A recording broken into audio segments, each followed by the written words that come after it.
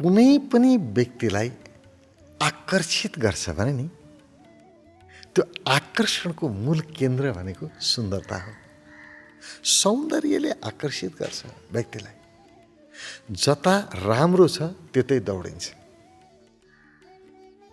त्यो राम्रो प्राप्त गर्नको लागि कति गलत काम पनि व्यक्तिले गर्छ।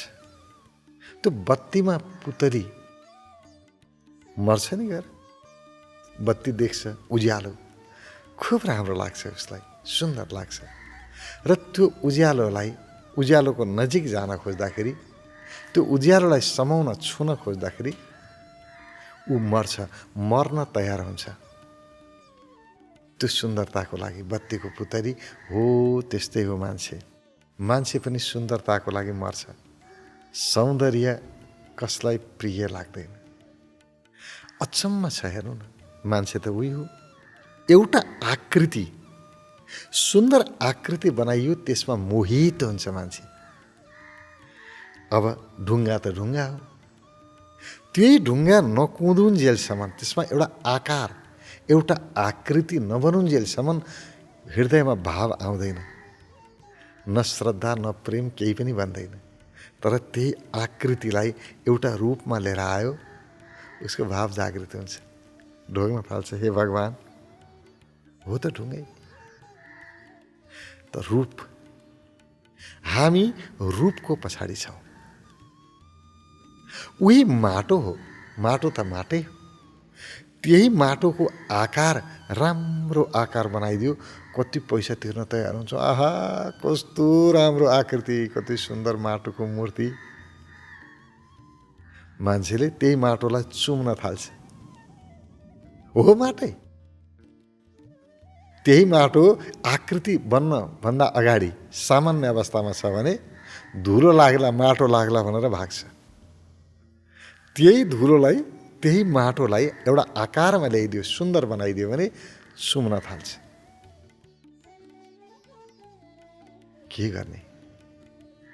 यो आकारले हामीलाई, अथवा यो बनावटले यस्तो मोहित पार्छ नि। यही त हो भ्रम, यही हो माया। सारा संसार मायामा टिकेको छ भन्छन् नि। मायाको अर्थ भ्रम, भ्रममा बाँचेको छ सारा संसार। सबै भ्रमको पछाडि लागेका छन्। जहाँ सौन्दर्य देखेर लागेका छन् त्यहाँ सौन्दर्य कहाँ छ र?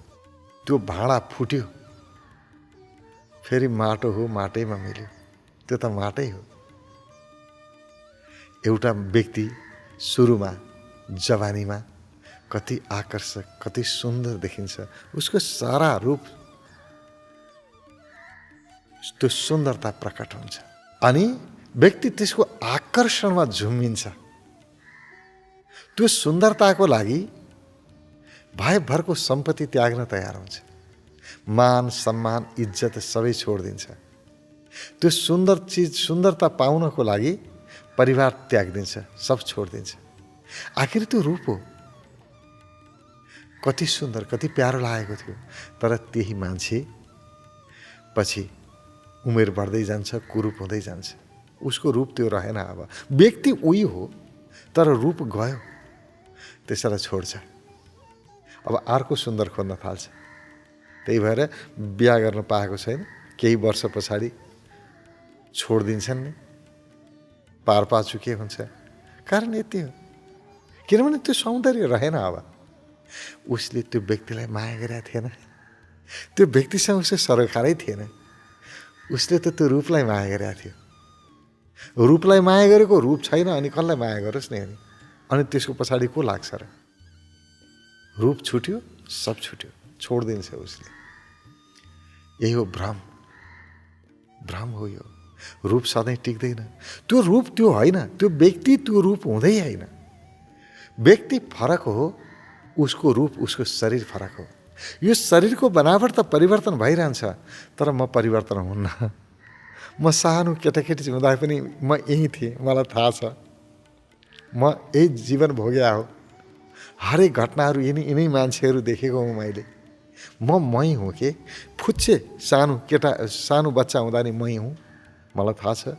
युवा हुँदाखेरि पनि मै हुँ, मलाई थाहा छ। युवा हुँदा पनि त्यही मान्छे हो भित्र है, मै हुँ। अब शरीर युवा भयो त्यो अलग कुरा हो। पहिला शरीर बच्चा थियो, शरीर युवा भयो, अब शरीर प्रौढ भयो, शरीर वृद्ध भयो, शरीर जेसुकै होस्, म त त्यहीँ छु। मलाई कसैले माया गर्दैन, मेरो शरीरलाई माया गर्छन्। मेरो शरीरमा आकर्षण रहन्जेलसम्म सबै आकर्षित हुन्छन्, सबै मलाई माया गर्छन्। जब मेरो शरीरमा, मेरो अनुहारमा त्यो आकर्षण रहेन, त्यो सुन्दरता रहेन, सबैले त्यागिदिन्छन्। कस्तो गजब है संसार।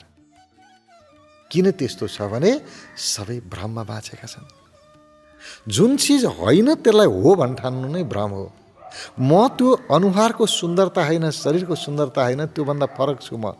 त्यो मलाई कसैले चिनेको छैन, बाहिरी आकर्षणलाई चिनेको छ, त्यसैको पछाडि लागेका छन्।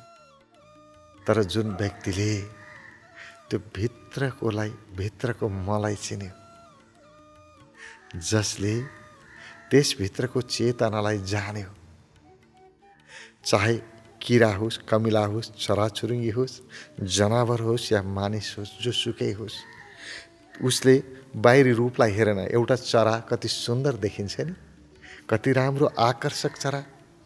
त्यो आकर्षण, त्यो सुन्दर भएको कारणले हामी समातेर लिएर आउँछौँ, उसँग खेल्न मन लाग्छ, उसलाई माया गर्न मन लाग्छ।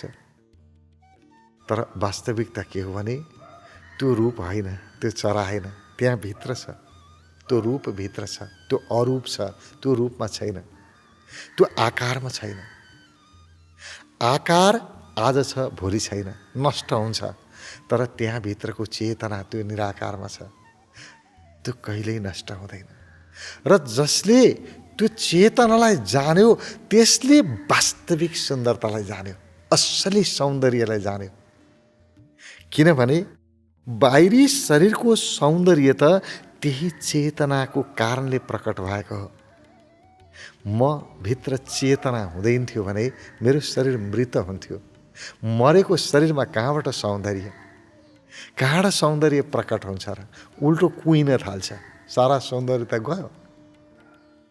तर म जिउँदो छु, त्यस कारणले सौन्दर्य प्रकट भएको हो नि। मेरो जीवन सर्वाधिक महत्त्वपूर्ण हो। र जसले त्यो भित्रको जीवनलाई चाहिँ चिन्यो, त्यसले वास्तविक सुन्दरतालाई चिन्यो। किनभने उसकै कारणले व्यक्ति सुन्दर भएको रहेछ, वस्तु सुन्दर भएको रहेछ।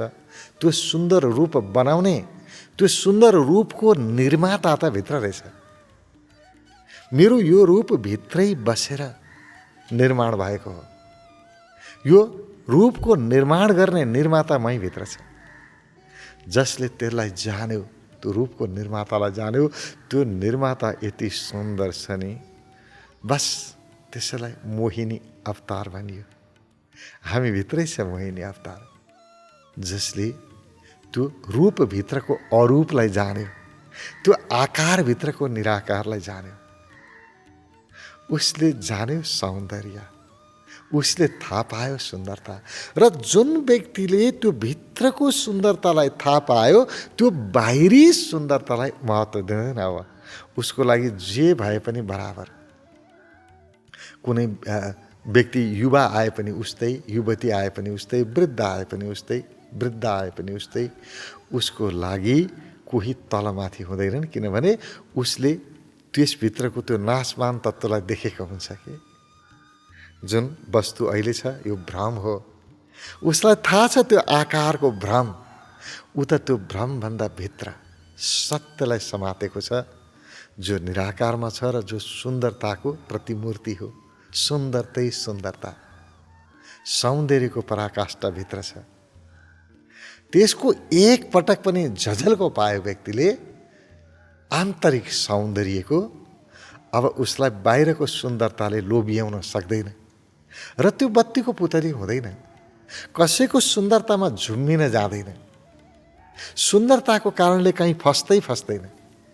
र कुनै पनि साधु सन्त जोसुकै होस्, कति सुनिन्छ नि, कति मानिसहरू यौनिक क्रियाहरूमा फँसेका छन्।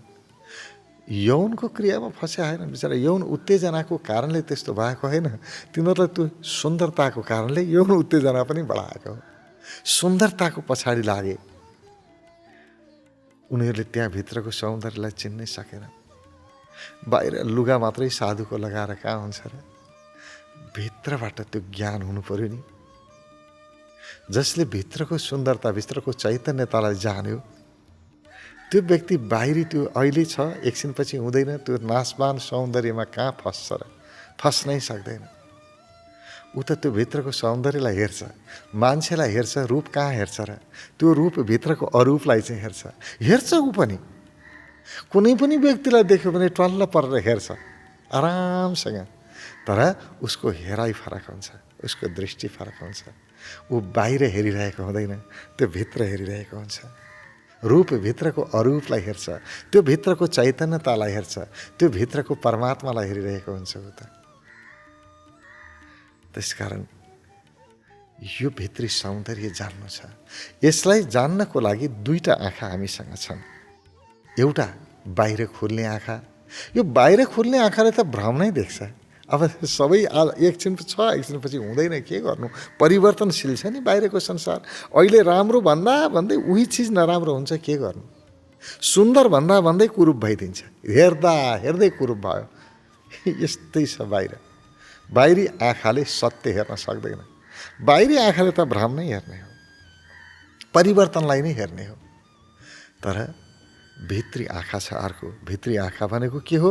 दुईटा आँखा बन्द गरेपछि जे देखिन्छ, देखिन्छ।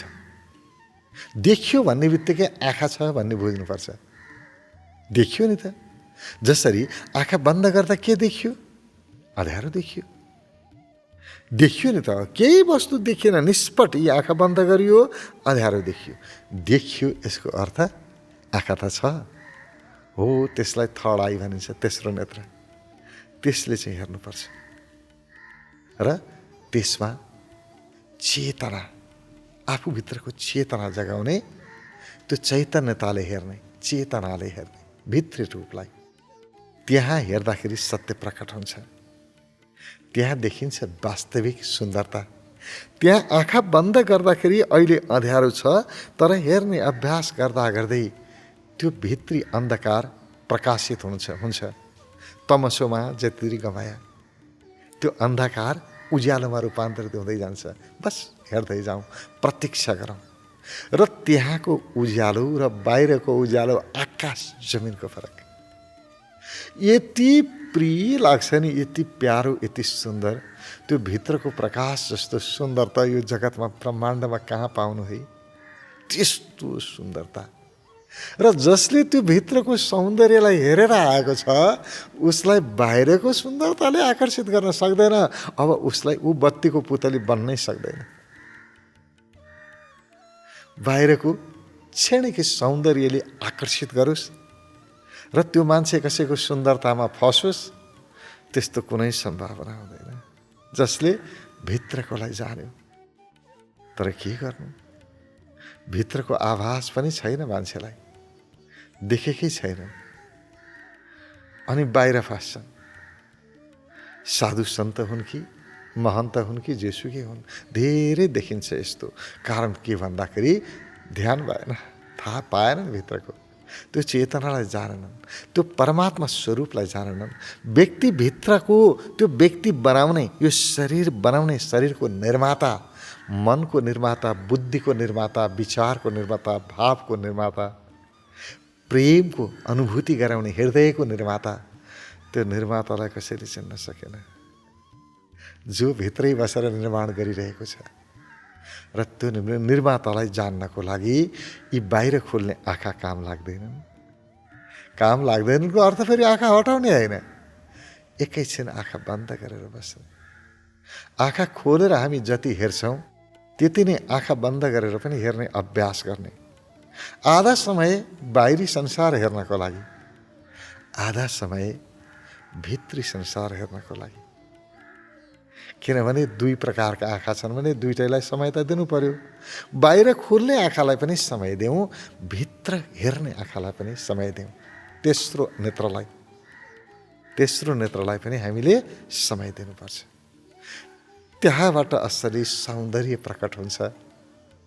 र व्यक्ति सुन्दरता मन पराउँछ, किन मन पराएको भने नि त्यही भित्री सुन्दरताको कारणले, किनभने ऊ सौन्दर्य स्वरूपमै छ क्या, ऊ सुन्दर, कुनै चेतना यति सुन्दर छ नि हिसाबै छैन, भित्री प्रकाश त्यति सुन्दर छ।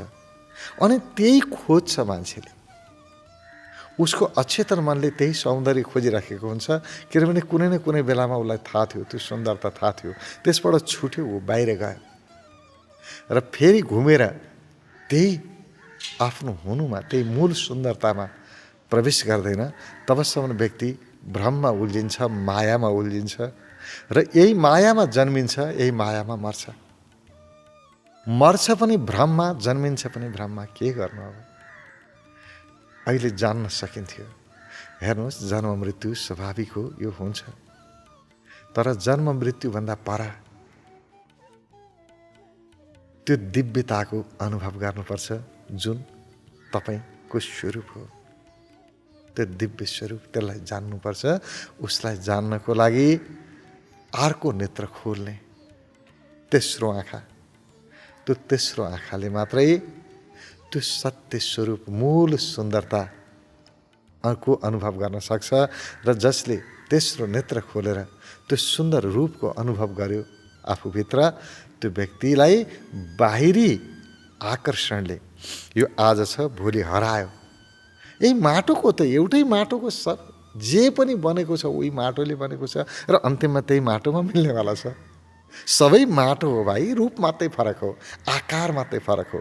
एउटा माटोको, त्यही माटोको कसैले घैँटो बनायो, कसैले गाग्रो बनायो, कसैले घ्याम्पो बनायो, जे आकार बनाए पनि, इँटा बनाऊ कि टायल बनाऊ, जेसुकै बनाए पनि हो त माटो, र पछि माटै बन्नेवाला छ। हामीहरू सबै शरीर जे पनि देखिन्छ पञ्चतत्त्वबाट बनेको, पञ्चतत्त्वमै विलिन हुन्छ। यो पञ्चतत्त्वले बनेको शरीरको आकर्षणमा मोहित हुनु भ्रम हो। यो भ्रम जालमा नपरौँ, यही मोह हो। यसले फसाउँछ व्यक्तिलाई, दुर्बल बनाउँछ, कमजोर बनाउँछ। होइन, यसको मोहमा नफस्ने, सम्मान गर्ने, प्रेम गर्ने, सबैलाई सहयोग गर्ने, त्यो ठिक छ। तर सौन्दर्य चाहिँ तेस्रो आँखा खोलेर खोज्नुपर्छ। यो दुईटा आँखाबाट सौन्दर्य हेर्ने होइन, सुन्दरता हेर्नु छ भने तेस्रो आँखाले हेर्ने।